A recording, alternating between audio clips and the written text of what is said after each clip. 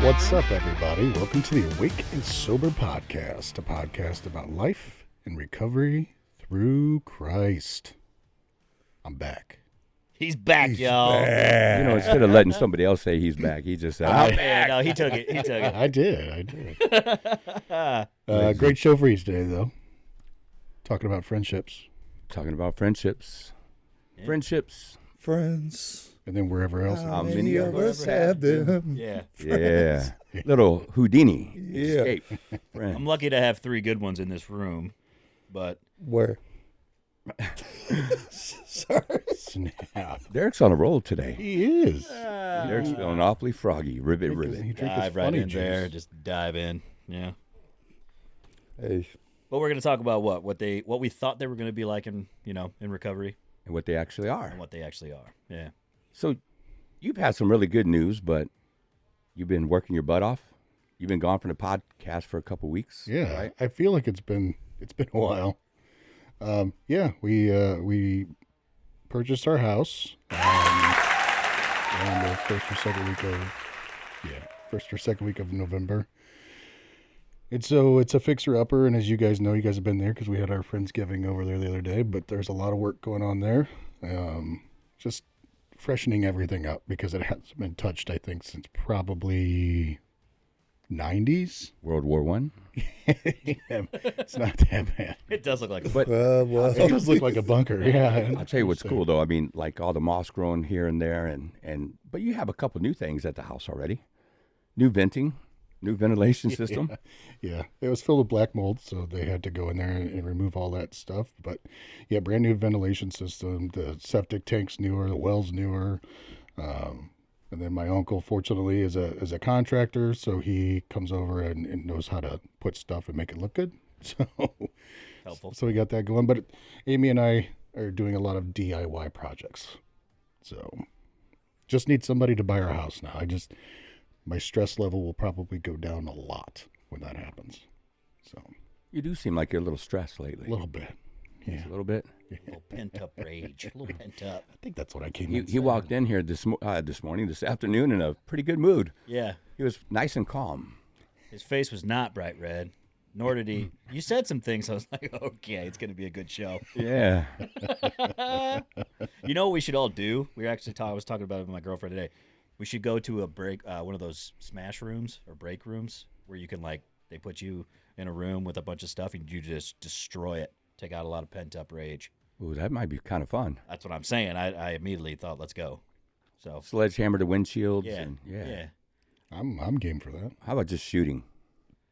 we could do that too. Blow stuff up. I But- love blowing stuff up. But And I love let's go- shooting guns, but I let's like go swing the baseball bats against the windshields. I mean, that sounds like fun because some of Like you us could can't feel actually it. shoot legally and get away with it, so we just grab the bat and have Hey, fun man. that way. I got private property. We can shoot anytime we want to. Yeah, but some of Yeah. us cannot legally because then, see, Derek's the one that shoot off his own pinky toe and then get caught with a yeah. gun. And I just really hope none of my old ATF buddies are listening to the show. Yeah, we're totally joking, by the way. Well, I'm a current police chaplain and then everything else. So, yeah, things We're always back seem in to the go clear. good. We're good. Yeah. I had Bible study with police officers. I'm okay. Oh yeah, that's how it works. Yeah. No, They turn themselves in all the time now, or they bust other police officers all the time now. They don't care who it is. They don't care anymore. It's not like it used to be for sure. But Yeah. anyway, how are you guys doing? Derek, how are you? I'm doing pretty good, man. I can't complain, brother. I would just say life's been smiling at me a little bit, and I've just been a little happier than usual and just enjoying what's going on. Good. Yeah. So How's your back? today it's okay. And that's what matters. I'm feeling all right today. I didn't go to the gym this morning because I go to work early today, but outside of that, I'll be ready to go in the morning. So I'm doing good. Was that I want to give a shout out to everybody, but to you for coming over there and getting rid of all that junk on Monday. Is that why your back hurts? No, it was the pickleball. Oh. And maybe a Pickleball mixture. that he didn't play. I played pickleball When with did you play pickleball? When after I left his house, I took a shower, came play pickleball So with he you. hurt his back at your house. It wasn't Okay, pickleball. okay. He didn't really do much at pickleball. It was a mixture of the two together. Uh-huh. Okay. Right? I did some heavy lifting over at your house. You did. That's what I was saying. Did you hurt your That's back what he there? was asking. Yeah. Did you hurt your back there? And you said, no, pickleball. And I'm like, but you didn't do anything at pickleball. I played. You got whooped by a couple women. Dude, you were in I the- did. You were, I did. You were I got urgent whooped by care. some. Huh? You were in urgent care 2 weeks ago. You're already out there just trying to fill a dumpster. Ain't that something? Got to listen to your body, my friend. He was. I did. Not very well. It said you're sexy and you know it. Sorry. Anyway, Mike, how are you, buddy? Wow. Worse now. I know. So much worse. No, I'm good, man. Life's good. Nothing to write home about, I guess, you know. Sobriety's good. Work's going well. Had our big dog, our CEO of the entire organization was there today, so had a lot to do this morning. A lot of just touch-up stuff and like that. But that whole visit went really, really well, and got a lot of promising things on the horizon, so looking forward to that. Going to Green Bay this weekend, so I'm really excited about that. Go Pack, go. Go Pack, go! I thought he was going to say going to the chapel and we're Not yet. No. Not, That's not what I was yet. waiting for. Got a little time. Mhm. But no, we're going to we're leaving. Well, at first I'm going to the Blues game tomorrow night, and then we're waking up early Friday morning, going to Chicago Friday night, staying there, and then we're driving up Saturday, probably midday, to Oconto, Wisconsin. I hope I said that right. So where are you eating before you do that, Derek? Where are you eating in Chicago? Because that's the only thing that really matters. That's the only reason we're going. We don't know. We're just gonna go and walk around. Not my kind of people. I thought he was better planned out. No. She's got the plans. I don't really. Started talking about food. For anybody wondering what that grumbling was, that was Derek's stomach. Hey, So- fat boy, man, you talk about food. I get hungry, bro. I was wondering what that was. Oh, so Derek, you were going to say something to him a minute ago when 'Cause, I just thought it was kind of funny because it seemed like he was only 10 steps ahead of the boss and his boss. He goes into a room. I see him go in the room. He comes out, and no more than 10 seconds later, here comes the boss and the other guy. And then he goes over this way, and no more than 10 seconds later, here comes the boss and the other guy. I'm like, what is going on? Like you were making sure everything was intact before he they showed needed to up. clear the way for them. It's called procrastination at its finest. Okay. Whatever you call it, man. But no, we're gonna go up there. Definitely get into Chicago style dog. Probably get some pizza. You know, a lot of stuff. There's a donut shop that she wants to get Saturday morning. I forget what it's called, but she said it's like top level. It's a donut. Top level. Yeah, dog. but there are good donuts. There and are bad some really good donuts. donuts. I mean, I agree. Krispy Kreme was horrible. I It was don't just like it. air. yeah. A donut should be doughy. Bad. I'll give it that, but pizza's where it's at up there anyway. Yes. And their beef steaks aren't bad either up there. Not a cheesesteak, but a beef, yeah. I've never had an actual legit Chicago dog from Chicago though. I mean, I've ordered them at the what is it? There's a couple hot dog Dirty places. Dogs Yeah. and Yeah, other yeah. places. Yeah, that's still not the same. But I want to know what pizza place. If you eat pizza, where do you go? Because I'd like to know. You have fans that are like of Lou's, and you have fans of Giorgiano's. I can't remember the name of it. I have no idea. I always eat it whenever we go up there. So you have people that like different styles of pizza up there, and I want to know where you end up landing. Giordano's. Only, Giordano's, I mean, something like that, Giordano's is awesome. I've only been up to Chicago one time, so this is kind of like my second helping. So she's got a few places I couldn't tell you off the top of my head, but I'm really excited because Yeah, I like Giordano's. I love it, man. Lou's, I wasn't that, because it's more of a crusty crust. I mean, you have to get it not all the way done. The other one's just full of cheese and yeah. unhealth all the way through. It's yummy. I went up there a few years ago. I went on a pizza tour. That was really, really cool. Went to like 4 different pizza places. It was awesome. I'm in. Couldn't walk. I mean, it was like a 6-mile tour. You had to just walk around. At the end of it, I was like, I'm good. I think. So can we do a broadcast up there? Yes. Yes. Awake and Sober from Chicago. Yeah. Yeah. Live from Chicago. I just went to pizza. I did. I just want to eat there. I don't want to go there. Per se, I just want to. You can order Chicago style pizzas frozen. Yeah. I Apparently, know. they heat up really well. It's, there is a Chicago joint not far from here that's not bad. It's not Chicago pizza, but it's not bad. And it's been open Who? for quite a few. Nancy's. Oh, That place is pretty good. Nancy's is good. Nancy's is okay. The other guy, Better Pizza, was better, but he ended up closing. His was a lot better. He Really? used to let me go back there and watch him make it, help him make it. Yeah, it was pretty cool. So I went up to Chicago. It's been a few years, about 6 years ago. I went with my wife, and the first time not the first time I've been to Chicago, but the first time I had actual Chicago pizza, and it was at whatever. That it was really good. So that Nancy's opened up down by the house, and I was like, okay, if this place is still standing a year from now, I'll try it, because I just had Chicago pizza. I'm not going to try some petty stuff down here. But sure enough, it was still, and it's still standing 5 years later. So Oh yeah, it's and they do a decent decent pizza. job. It's not bad. We frequent Nancy's at my house, so that's good. Yeah. Okay. Yeah. So- So friendships and recovery. You ain't getting out of this. How are you? He tried. You tried I hard. forgot about it. Yeah. We talk food, and it just Right, erases right, my right. brain. I love food too much. How am I? I'm waiting for the psychiatrist to get back to me so I could get in for a meeting. She said February, and I'm like, man, I always get people moved up. I've never had to wait for a doctor's appointment myself, let alone for somebody else I send them. And so it was kind of strange, and I sent her a message back, said, I don't think it's wise that I wait until February, so we need to figure out something. So as soon as they have a cancellation, I'm in. I'll just go in there. And so really, I've just been trying to really focus on that instead of other stuff. So doing halfway decent. Unfortunately, I have to write a funeral this week.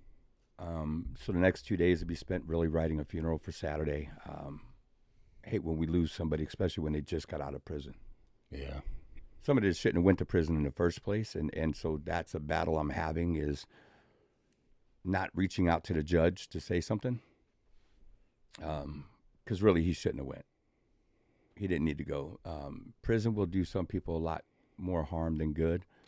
The problem was that day, the very first person on the docket. You can't do that to me. I'm not a U.S. citizen. Oh my! The very first person on the docket pissed the judge off. Yep. And you know who was last? Yeah. I mean, what? Yeah. And I mean, it was bad. I mean, it It's- was bad. You want to say that judges that doesn't Yeah, affect it should them. be. Yeah. But Should when be you completely impartial, but like at the end of the day, they when the are. first one is a sovereign citizen and he just wouldn't shut his mouth, I'm like, Judge, just arrest him. Put him in prison. Yeah. I mean, not, one for one. yeah, whatever. We had everything laid out for Simon to be successful here. And I'm sorry I said his name. But we had it set up. He would have been successful here. Judge was already mad, and so then just said, screw whatever everybody says and thinks, gone. And it was crazy. They took him right then and there. Yeah. And so he got out on a Monday, died on a Wednesday. And they were going to go to the gratitude meeting. I think that was Thursday. They were supposed to go to that. And so, yeah, do that funeral. So it just sucks. I hate doing them, but I'm glad that I get to honor them in doing it. So we'll have a lot of laughter. I already have some of the songs, I guess, Free Bird and something else by Angel by Jimi Hendrix. And so it's going to probably be some stuff this church has never heard on the inside of its walls, kind of like several others we've done. And Nice. we're going to honor him. We're going to celebrate him. His family's going to be over here in a little bit. We're going to go through and see what they want. So it helps keep me out of my own head. I get to take care of others at the moment while trying to take care of me. Yeah. So, yeah, doing pretty good. Right on. All right. So, friendships and recovery. Yeah. My mic shut off? No. Oh, no, trust me, it did. Yeah. So it says, friendships, the right friendships can be very healthy in your recovery. This helps you keep up with your boundaries and things like that. Studies show that friendships increase a sense of belonging and purpose and help boost self-esteem and self-worth. But you gotta have the right friends for that.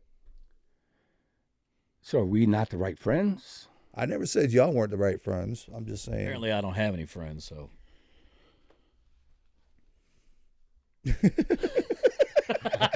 Please, we gotta keep that. I gotta keep what? Wait, what was you gonna say? I don't know. I was waiting, and Yeah, right. it was that I was- long, awkward. I was like, And then I just, it just It's like I'm your, it, I'm from your here friend. to here, yeah, it didn't compute. So what do we expect? Like going into recovery, what did we expect our friendships to be like? Like I knew that I knew going in, like I was probably going to lose quite a few. I'll call them friends. Now that I look back, more like drinking buddies. You know what I mean?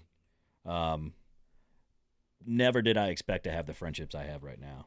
You know, like actual like meaningful relationships that I want to nurture and make better.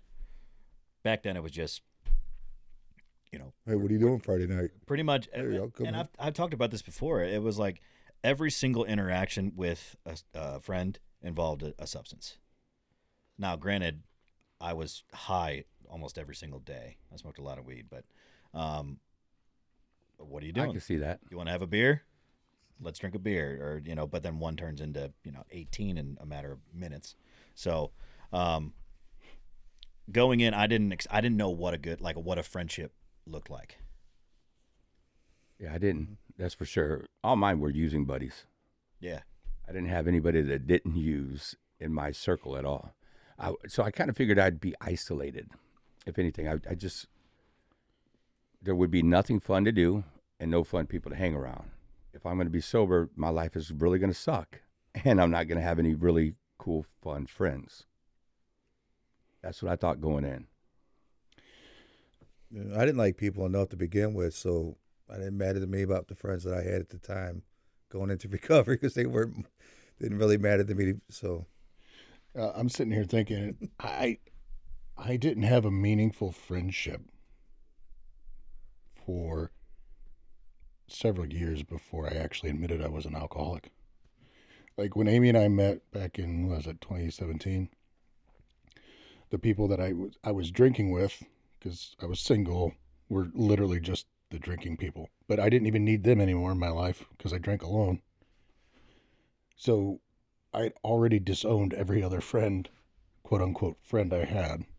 And so I didn't know what a meaningful relationship was. And it was hard for me in recovery being an extroverted introvert because I'm good in front of people, all that, but I like to also be a recluse. And so Heck yeah. isolation was my go-to. That was my safe place. So getting out of that shell has been difficult for me, but it's also been the best thing for me. And I could say that probably about most of you guys too. I did the exact same thing. Like I stopped contacting. I was always like, why is no one reaching out to me? Yeah. Like, why is no one calling me? It's like, dude, you're not calling anybody else. I wouldn't want to call me either. Exactly. But you get into that cycle of like, well, no one's calling me.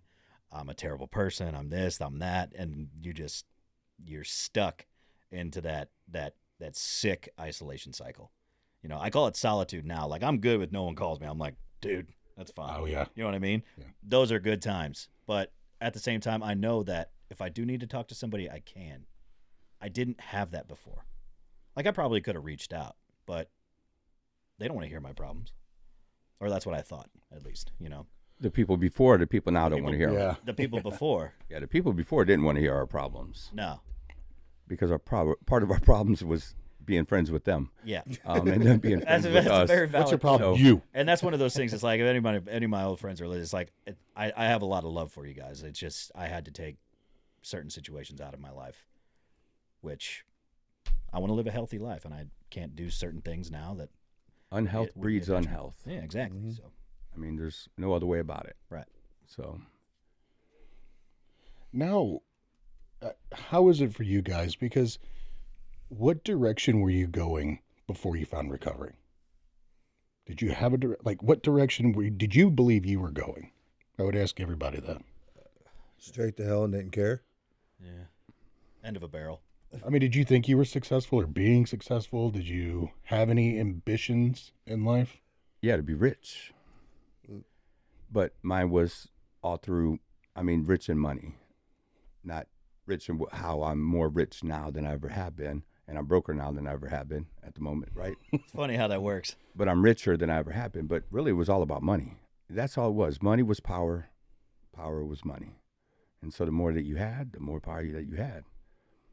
So I mean, I had direction, just sell, sell, sell, sell. Use to stay awake to sell. That was it. Mm. Nobody can serve two kings. Mm. Two masters is hard to serve. Yeah. You either love pickleball or you love God. Oh my gosh, we have to. I knew I could get them. Oh my gosh. Man, we go from disc golf to now pickleball. Oh, no, Yeah. it's because it's too cold for disc golf for me at the moment. Pickleball's indoors. We're Yeah. good. That's right. No days off. I'm playing in a winter golf series, so I can't wait. It's gonna be so fun. Oh, yeah. But when you say direction, there was none. It was. I'm going to work. When I do go to work, I called in so much at the very end. I'm going to work. I was making decent money as an electrical apprentice. It was good, but the top was being a journeyman. It's like, so am I going to do this for the next 35, 40 years and kill my body and do all of this stuff? I didn't have there wasn't like a drive to do that. You know what I mean? Mm-hmm. I did it. I started it because I wanted health insurance, and it was a solid career choice, and the schooling was paid for by the union. And electricians aren't going anywhere anytime soon. It is a growing field. Exactly. We're always going to need them. And the drugs and alcohol was not killing his body. No, but it was expediting the situation. You know what I mean? So no, I didn't have a direction. I didn't have anything, and literally until I went to treatment. Like, for real, I had nothing. Everything was just dark and soulless. Like, it really was. It was a nasty, nasty time. So how did you guys cut the people out of your life, those old people? Dropped them like a burnt piece of toast. No. But You and your damn food. if he's hungry enough, he's eating that burnt piece of toast. Yeah. Yeah. I'm telling you, he'll just scrape it off a little Yeah, bit. right. Yeah, right. We all been there. But I myself too was in sales a lot in my time, so I did. Pharmaceutical don't count. But to my point is, because of that, I wasn't too involved with too many different individuals. So when I decided to give it all up and walk away from it, it wasn't too hard for me to do. It's like, you know what, dude? Peace. I'm out. And funny thing is, I haven't talked to these individuals in the last 5 years. Yeah, my phone number changed. And Mhm. so did my Gmail that held all the contacts to that. Because some people will go and change their phone number, but they enter their old Gmail account or whatever, and it brings in all their old contacts. There And they it's like, are. So what did you change? Just that they don't have your number, but as soon as you're ready, you can reach out to them? Yeah. No, you got to get rid of all of that. Start fresh. Right. And that was the big key for me. It was a new phone number. So this 385-2836, the number I have is a recovery number. Only since I've been in recovery. So any of the old people are not in there. Yeah. New email, new everything for it. I remember shortly after I got the job at the church, I sat in my living room for about, it had to be 2-3 hours, and just going through my phone. I had over 1,000 phone numbers. By the time I was done deleting numbers, I was down to 300 and something. I'm like, I had no idea what these numbers were, who they was. If I didn't recognize the name, you're gone.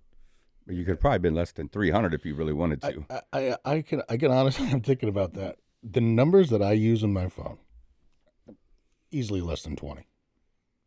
Oh yeah. Now, I mean, the people that I would contact, like I contact on the regular, is easily less than 20. That I could agree with. But the other I probably couldn't, because I call, like, putting people in a treatment and doing other things. So there's that's that what I'm list of saying, yeah. numbers. But the people that are in my life that I would say are my friends that I love dearly, less than 20. And I would also go this far to say, the people on my list that I would, like, if I had got rid of every other number, I could all put it in my ICE, right? My in case of emergency. That's where my friendships are now, because everybody that I know, I actually have a meaningful relationship with, and I know I care about them, and then you guys care about me. So if something were to ever happen to me and they couldn't get a hold of this number, they can go down to this next number and the next number, and somebody's going to pick up the phone and somebody's going to be there immediately. Yeah, actually, all of us would end up being there immediately because we'd all put that SOS out as one of us is driving, and everybody would just come. Yeah, and that's what's cool about these days. You have people that'll show up no matter what. How important because we talk about a lot of stuff on this podcast, but how important are relationships in recovery compared to where you were now, right? We've established that we didn't have a meaningful relationship, but how important is a meaningful relationship, and how does it guide you through your recovery? Here, let me take this one then, since you guys called me out last week. Oh shoot. It was needed. Okay. If you weren't I friends, wasn't here. Don't get mad at me, bro. it wouldn't have happened, right? was- Right. If you didn't care about me, it wouldn't have happened, and it needed to happen. I was there, but I wasn't there, right? How meaningful are they? How important are they? How do I say this on the podcast? I probably wouldn't be here without them. Yeah. The last year has been a pretty big roller coaster, a lot of dark places here and there. Without the people in this room and my wife, I wouldn't be here. I know it. So hopefully that didn't just like dampen the mood, but I No. mean, No, that's- I'm happy I was here for you, brother. yeah, Yeah. 'Cause me too. my relationship with you has been a strong pillar in my recovery, and that's why I'm willing to do whatever it is needed to help. And I was just thinking, you're talking about your emergency contacts only, and I have a top 5 list, and surprisingly enough, you guys actually made it on there. All right. Damn. Yeah. So I can sleep tonight. Look at us. Look at us. Who'd have thought? yeah, Hey man, we're on a top 5 list instead of top 10 most wanted. Man, that's pretty good. I'm telling you, Yeah. Man, that is That good is- that's stuff no right joke. there. You're my MVP. Yeah. you ain't there yet. Oh, bro. thanks. But- Most You just valuable dropped down to poet. number 5, dude. I didn't know what a relationship was, because every single relationship I ever had was based around substances. Excuse me. Like, I didn't have like a healthy relationship or friendship until honestly we became friends. And that was very shortly after I got out of treatment, which you were already teaching, I think. I was right? already there, You yeah. were already doing groups and whatnot. Yeah. So I swear to, like, this is the first like healthy relationship that I've had. But since then, I've learned how to have healthy relationships, So from that one, so many more blossomed, and I'm forever grateful for that, because, and a lot of it was like continuing to say the things that were making it okay or making it good in my life, and doing groups and giving it back to other people was a big pillar in keeping that, because if I keep telling people how to go about it, I will continue to remember it. That forgetter won't kick in, right? Inner forgetter. That inner forgetter. The inner forgetter. Yeah. Let So us know what podcast that came from. yeah, good luck. But seriously, like, I feel like a lot of people don't understand what like a true healthy relationship is. It's like we talked about that accountability and that responsibility, and how much of each do we have to put into another person, but also we have to look to get that back. It needs to be reciprocated, and if it's not, it can be worked on, but I wouldn't hold, what's the word? I wouldn't hold my breath, because ours started really quick, and like and it evolved really quickly. And I hope that more people that listen to this will, give those relationships a chance. And hopefully listening to this will help you understand like what an actual healthy relationship does look like. And I mean, you and I have talked about this before, but when you were in treatment, I was like, this guy, yeah, no. He hated me. He didn't like me. And that's so funny. We talk about it all the time. It's like, yeah, 4 months later, I'm sitting in his basement watching a movie. Who would have thought? No one. No one. We're just laughing down there. I remember that podcast. It was your interview, Yeah. and you were just like, yeah, I mean, and what you said was he just reminded you so much of you when you went in there. So it was I like, know, yeah. I was I'm like, not no. dealing with another one of these guys. It's not happening. I already got to look one in the mirror. I can't do it again. Right? No, I'm good. And I know you've said that we all, not to toot Shane's horn, but I mean, we all wouldn't be here if it wasn't for Shane. Mhm. And I think the reason that the passing of our friend kind of hit me the way it has, and it comes in kind of waves for me. That was the first time you and I actually got to do stuff together. And so Yeah. that's where I actually got to know you and get close to you, and that's kind of what stemmed from all this. So this is kind of like I don't know. It's I'm glad he's not struggling, suffering anymore. But at the same time, it's like, all right, what do we do now? Guide the family on how to move forward. And so when I did my first funeral for an OD, it was I mean, it sucked. And I hated doing funerals, man. I loved doing weddings. Weddings were always so happy, and somebody told me one day that's gonna switch. And it did. I would much rather honor a person at a funeral and send them off and have the family walk out of there smiling but yet crying, because they're going to miss this loved one, but they know that they were celebrated. We know that he had a relationship with Jesus, because that's conversations me and him would sit down and have while we were up at the church. Yeah, I mean, he had his demons, and no longer is he fighting those demons. But it don't take away our pain, that hole in our heart from why, but we know why. We know this disease is powerful. And when we try to fight it alone, this is what happens. He had a bad back, and so he always had this cushion. And I was like, man, I need to get one of those cushions. I need to get one of those cushions. And when he left treatment, he's like, here. And so that's the cushion that I Is it still really? sit on today. That's So awesome. it's like, hey, every time I sit down, it's like, Yeah. hey, I remember you. You have some more stuff coming. He thought very highly of you. So his mom and sister and Sarah will be here in a little bit. And so you can stick around and say hi if you want. They'll be here about 7:30. But it's hard. The greatest joy is helping that family through it.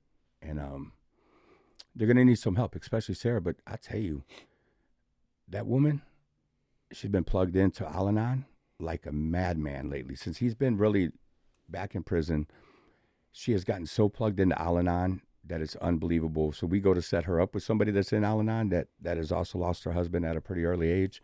She's like, oh, yeah, I was just hanging out with her the other day. I'm like, good. So you got a number. That's Yep. cool. I'm like, all right, then. But you have to reach out to her, because there's a lot of these grieving widows that are younger. And it was a group that we're talking about having at our new Celebrate Recovery. And I have a funny feeling we're going to end up having this group, because the one that we wanted to hook her up with, and then her, and then there's still another one that we could pull in, and we could really have that grief group at our CR for them. And I think it'd be good for them. Yeah. Help them through it. But those are friendships, man, that it sucks when you lose them, but it makes us cherish who's here. Amen. Yes. One thing I got to say that I enjoy with my friendship with you guys is if I need to get something off my chest, you guys are there for me to talk to. And at the same time, you challenge me with whatever I brought at you. You don't just let me throw out a problem. You make sure I got a solution by the time I'm done. To me, that's true brotherhood friendship right there. And I really appreciate that from you guys. So I just thought I'd share that with y'all real quick. Yeah. Yeah. Lift up. The one thing that I started doing is just recently, because I have a full house, so I can break them up into smaller groups. And what I've observed from those small groups is, instead of doing a group session over, such and such section, I break them up into small groups, and I'll usually give them 20 minutes. Today I gave them 20 minutes. I said, go to your small groups, discuss. 20 minutes came, they're all into it. 25 minutes came, all into it. 30 minutes later, they're all in. I'm just walking around listening to them, and I'm like, they're getting more out of this right now between 3 or 4 guys. And when we came back as a group, and I said, who wants to kind of, open up the discussion on what you guys talked about? And guys that typically don't open up and show vulnerability just started spitting it. And I'm like, dang. Yeah. Like, that's cool to see. And to me, that's what it's all about. That is amazing. It's probably, and I'm sure that not one person just spoke up too. No. Like I'm sure there was a few guys that are like, no, you take it. Well, and we You know ran what out I of mean? time. Yeah. Like, I mean, literally, it was lunchtime, and I Yeah. was like, okay, well, we'll reconvene tomorrow on this topic. Just we're gonna roll with it. Yeah. So, What was your topic? we're actually talking about mothers. Ooh, Hi, Mom. Yeah. A couple weeks ago, we did fathers. the greatest codependent ever. Love you, mama. That ain't no hey. I'm talking about my mom. Yeah. I'm talking about my mom. Yeah, the queen of the codependent. I bet my mom could beat your mom's up. My mom's more codependent than your mom. Right. Yeah, I'll tell you. Hi, Ma. I think Shane's mom got you all top. Baba, I love you, honey, but yeah. Yeah, And she's not afraid to admit it either. She knows. yeah, she knows it. She don't care. She's like, I'm gonna take care of these babies. Babies, kids. Couple times my mom's like, God, I ruined you, didn't I? Yes. I'm like, no, it's like, yeah, you didn't. You did all right, Max. Yeah, you did. You did perfect, Mom. I want to go back to like, you said it like it sucks when we lose somebody, but we cherish the time that we cherish who we got left, right? Yeah, And I want to like the importance of feeling that grief. The reason that we do feel so bad when we do lose someone or we lose a friendship or we do lose a relationship is because it actually mattered. It's we had true love and fondness of these people in our lives that they're not going to be there anymore. So feel that stuff when it does come because it truly shows you how much it mattered. it sucks and it hurts. It sucks but and it grief and going through all the stages of grief are so important. 100%. Yeah, no matter it don't have to be a death. It could be a friendship loss or a move or a loss of a job. Go through the stages of grief. Yeah, how many people push back on those stages of grief? Everyone, Yeah. Everyone. Yeah. Yeah. guy sitting across from me, Yeah. myself included. Yeah. It's like, what are you talking about? Do you really want to go? No, no, not on this podcast. We save it for another one. Right? But that's the thing. Here, Derek said to me not long ago, maybe God's teaching you something again. And I'm like, man, I've already been through all those lessons. Why do I need to go again? There's a little cocky and arrogance, huh? Mm-hmm. So a little humble pie never hurt anybody. I also think there was a guy in this room. I don't know who it was, but they said always remain teachable. Was that you? Or was it you? I shared it because it was taught to me from From Shane. somebody else. And I Exactly. shared that it That's was his- the that's same I words know. to him. I know. Yeah, that was his point. But that's friendship right there, buddy. And so I try to remain teachable, but I just don't want to go through the same lesson of, but did I forget the pain? Did I forget what it was like to be in control of my own life? Have I kicked Jesus to the back of the bus and said, hey, I got this? I don't know. Maybe I did. Maybe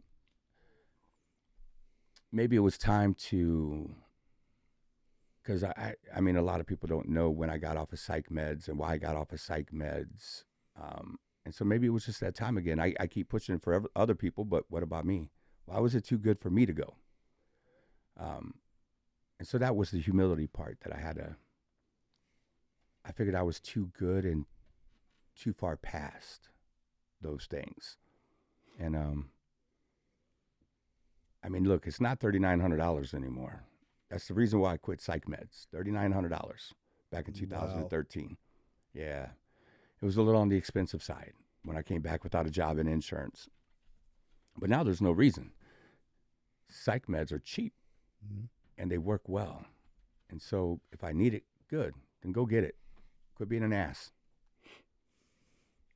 Okay. See, I talk to myself the same way. Yeah. It's funny how it'll just kind of, your mental health will just kind of pull you back. Be like, hey, man, maybe you need a little help. But having those friendships point that stuff out. Like last week when we did the podcast and you were vulnerable. I'd never seen anything like that from you. So that was, I think the next day I said, that was amazing. You're like, no, it wasn't. I was like, no, it was. It really was. Yeah, And I get it, but it wasn't. no, it never feels good to be vulnerable. Sometimes it does. It's, it's freeing, it's liberating, but I feel like it's better to feel uncomfortable, because without uncomfort, we always say it, if you ain't growing, you're dying. Embrace the suck There's sometimes. the suck. Yeah. So at the time, it sucked. I'm sure it did, but you're better for it. The only thing that hurt was my pride. That dang pride, it'll get That's you. the only thing that hurt. Yeah. Yeah. But the nice thing is I could get vulnerable and still know that people care. Yeah. See, before you get vulnerable and people would run, right? Because they weren't your friends. Having friends means that somebody that wasn't even there gets to reach out and say, hey, I'm here for you. Then I could say, well, okay, man, what was the triangulation? Why was that going on? Or I could say, thank you for doing it. Right. Because we're all accountable to each other. Mm-hmm. I mean, I got to say, when I brought that up to you at lunch the next day, you seemed a little upset that I brought it to your attention at first. You seemed a little firm in your voice, like you didn't want to have to hear it at that Nah, time. not at all. I'm just trying to deal with me, Right. right? And why'd I wait so long? Why didn't I listen to my own advice? All the questions, and none of it matters.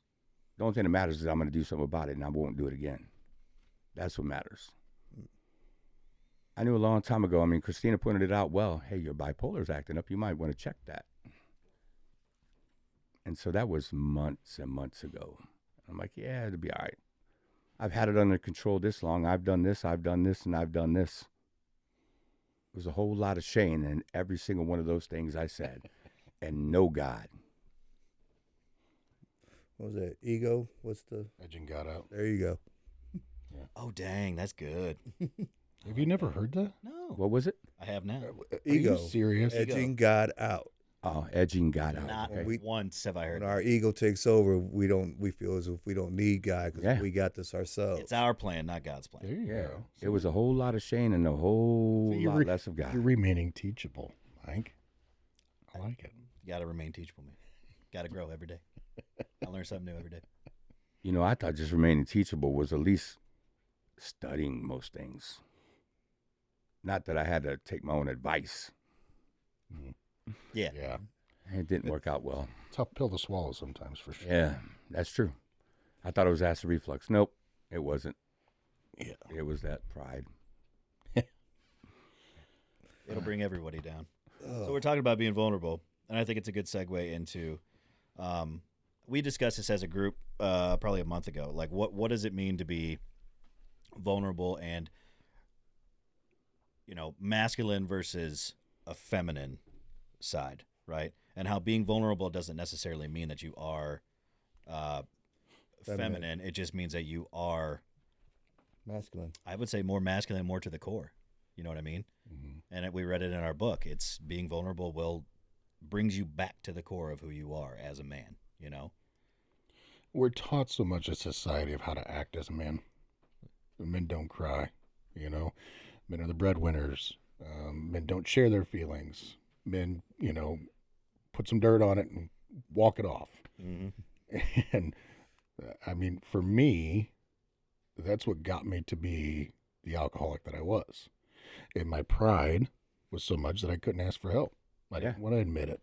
And, I joke all the time, but it's true. I mean, I'm crying here. Like, when I got sober, I got these things called emotions. Yeah. And Unfortunately, and so- uncontrollable. uncontrollable emotions, And I was like, oh, now I see a puppy. I'm like, oh, that's so cute, and I'll cry, And it's like, or somebody tells me about something they did good, and it's like I can actually empathize with people. So when people are in my office, or you guys, like friends, when you're going through hurt, I feel that because I've been there. Yep. Mm-hmm. And I think that's why, like, when you hear these people in recovery share their stories, and you can be like, man, like, I think the reason that the tears and all that comes back for me is because I remember sitting in that chair and saying those same things. And it's like, it's hard when they can't see that yet, but it's like, they're on the right path. It's like, just keep going. Just keep going. Keep doing this. Yeah. Snow globe. Snow globe. Take 'em. Snow globe. What? Huh? Snow globe. Hmm? Shake them. Shake 'em. Oh, yeah, I Snow get globe. it now. Yeah. Yeah. Snow globe. What the hell are you talking about? Yeah. Snow globe. I like how you say You just shake it into them so that way they look pretty. Excuse me? It's no sexual things. No, it's literally just get it. Yeah, Yeah.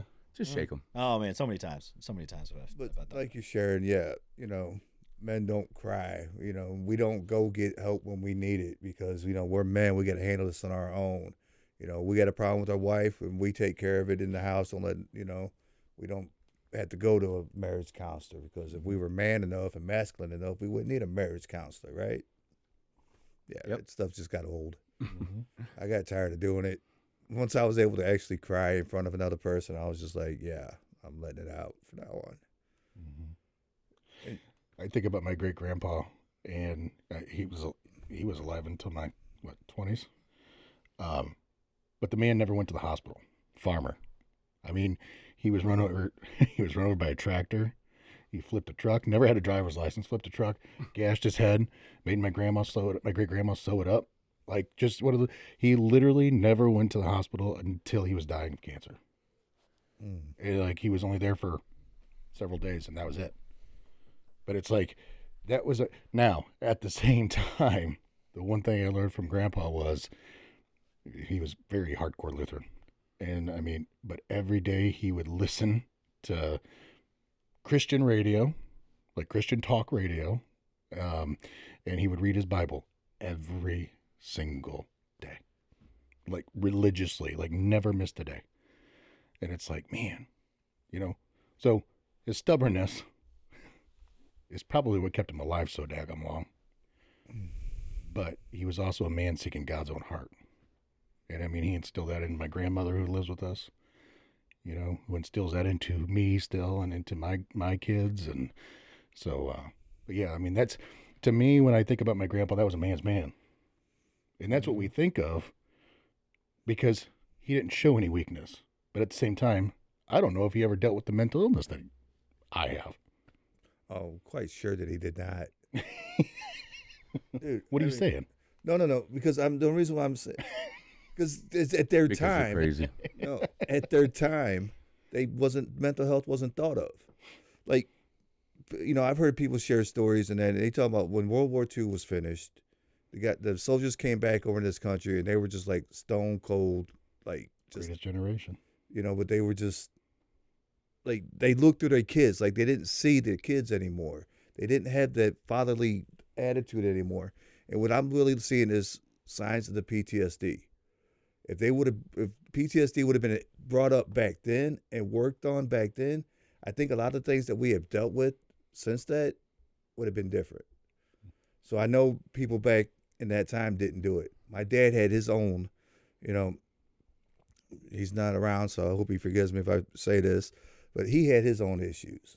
And I wish so much right now at this day that I could go back to him and talk to him like I talk to these clients and stuff, because he needed the help that, he was dealing with. But no, we're masculine. We don't get help because we don't need it. That shows weakness. And when you show weakness, the enemy will take advantage of it and use it against you. His favorite words. I just wish this day that I would have that one conversation with him and say, Dad, it's time to open up. Let it go, bro. But it's not how any of them were raised. Right. So that's the only reason why I say that. Go back before World War II even. Yeah. I mean, yeah, it's all generational. yeah. It's just it was a different time, and I feel like my parents, they were like that last call it generation of, I guess they were boomers. They're boomers. They're boomers. Yeah. That was like, okay, they were raised by those people with the PTSD and by the people that didn't talk about their feelings or didn't do anything. It's just go to work, do your thing, be present. Maybe not there, but you're present. And now I feel like there's a generational switch to where it's, people are actually starting to open up more. Now, do I wish it was even more than it is now? Of course. But I feel like there's a push towards being more vulnerable, talking about your feelings more. And Shane's over here like, I just don't think so. I don't know. I know where you want to go with it, yeah. but I don't think that's what we have gone from this extreme to Yes. this extreme. Yeah. yeah. We haven't taught any, none of them know how to talk about what a feeling is. Ask them how they're feeling and they can't tell you. They're going to tell you a thought. They're going to tell you what they think about something. Are you talking about that generation? The generation now, Or the that generation now? Yeah. the oversensitive, but don't know what a feeling is. You know, I need a cry room. I need my safe space and all these. We've gone from this extreme to this extreme, but the problem is we still haven't taught somebody what vulnerability means. We haven't taught them what feelings are. I still have to hand everybody a feeling wheel. Mm-hmm. Because people don't know how to express how they feel, because that's weakness. Do you think that's where the term like toxic masculinity came from? Like, Well, no, that's that's a different route. and we've talked about we've talked about that Whole before. different It's like you can't explain, you can't explain what you're feeling, so it comes off as like man, like this is it. You know what I mean? But the toxic masculinity is trying to take away people's manhoods, and that's You what I can't mean do by. that.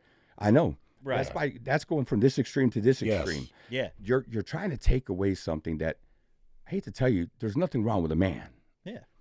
Now the bad thing is yes, we've been taught generation after generation to suck it up, buttercup, pull yourself up by your bootstraps and all the other things. Jeremy said a bunch of them earlier, but that's not what being a man is about. But also taking away your masculinity is not being a man. Mm-hmm.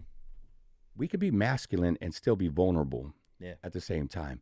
We could talk about how we feel, because if we tell somebody how we feel, they can't discount that. But we need to talk about a feeling, not a thought. And I think a lot of this comes down to instead of teaching kids, it starts in the family. It starts in the house first and foremost. Teaching starts in the house. Yes. I can't send my kids to school and expect them to learn everything at school. I want them to learn science, math, history.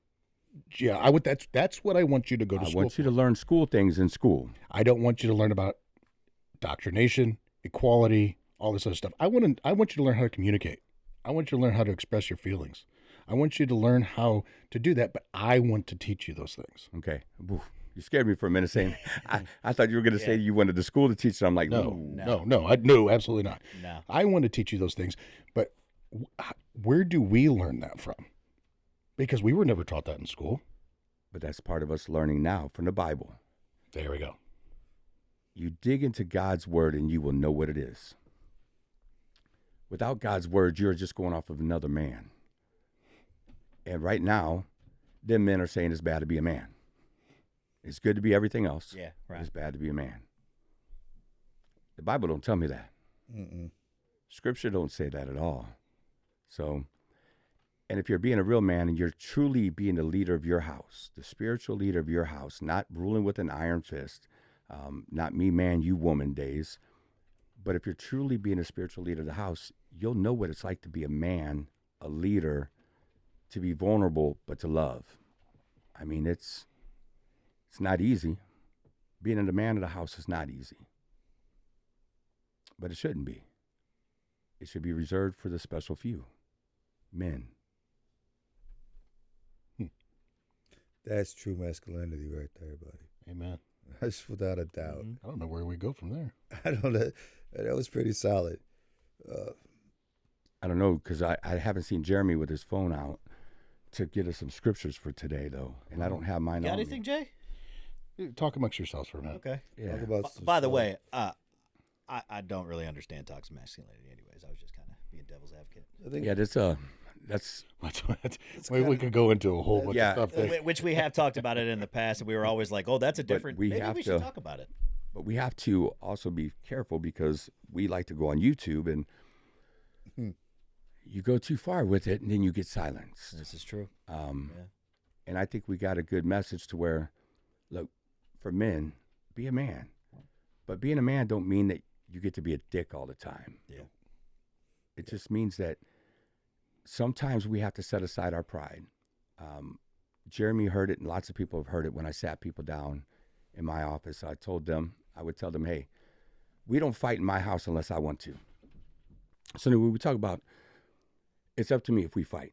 So if I'll swallow my pride, again, swallow my pride, we will never fight. Because if I could, once I swallow my pride and I take a look and I say, what's the pain, what's the fear that's driving this? We won't fight. So I don't mean it as I control our house. I mean it as, if I can set aside my pride, we won't fight. And so it's an easy way to be the man of the house. It's just to set aside our pride, Instead not of, to rule it. yeah, instead of controlling the house, control yourself. Yeah. Yeah. And it's not hard to do because I'm telling you, women could drive us nuts as we could drive them nuts. So I'm not just saying it's women. We know what buttons to push on our loved one, right? Yeah. We know which one's going to send them 0 to 100 instantly. But if we can just take a step back and say, what's the pain, what's the fear that's driving us, and truly love them, we won't fight. Amen. So what do you got for us, Jay? I got a couple things here for us. Oh, yes. 2 Timothy 1, verse 7. For God gave us a spirit not of fear, but of power and love and self-control. Another one that I really liked, it was up here in Proverbs 24, 5 and 6. A wise man is full of strength, and a man of knowledge enhances his might. For by wise guidance you can wage your war, and in abundance of counselors there is victory. Ain't that the truth? Know when to hold them, know when to fold them. Friends, yes, yes. Yes. And then 1 Corinthians 16:13, be watchful, start over again. My goodness. Be watchful, stand firm in the faith, act like men, be strong. The biggest thing is to stand firm in the faith. Stand firm in faith, yes. That's it. That's where the strength comes from, is having faith in God the Creator, who will put his wrath on the earth. And we could go back, iron sharpens iron. We could go Yes. to Ecclesiastes, better two is better than one, for they have a good return on their labor. If one falls, I pity the fool that's alone. I pity that fool. Mr. T's version. The fool. So, but I mean, it's always talking in the Bible. It's never a journey to do alone. I mean, we're to be in community with each other, and I wouldn't trade this community that we have for anything. I love it. So yeah, I mean, if I might have seemed upset the next day, not at all. Not at all. I love having friends that are not a bunch of yes men. So, love you guys, man. Thank you for Love you, scripture. brother. Likewise. What do you got in closing there, Mikey? What? Like, share, subscribe. Yeah. We're on every podcast platform. That we Oh, are. We have a sponsor. We did not bring them up this podcast, but Shame on me. Tactile Turn, Yeah. Sober 15. Go to tactileturn.com. Some of the greatest pens ever. Get on there, put in Sober 15 to get 15% discount on The your invisible pens. one. I'll Right? tell you what, Mike put a new refill in his today that he really likes. Yeah, Oh, the I love Sharpie. it. Oh, Yeah, the Sharpie one. man. I'm not the big fan. I'm not, it's too fat for me. I hate this. I hate that I'm like this, but everything Shane likes that he shows me, I'm like, I like that too. So we have the same taste. You yes man, you. I know. It The sounds- beard Just tells good it all, taste is guys. good taste.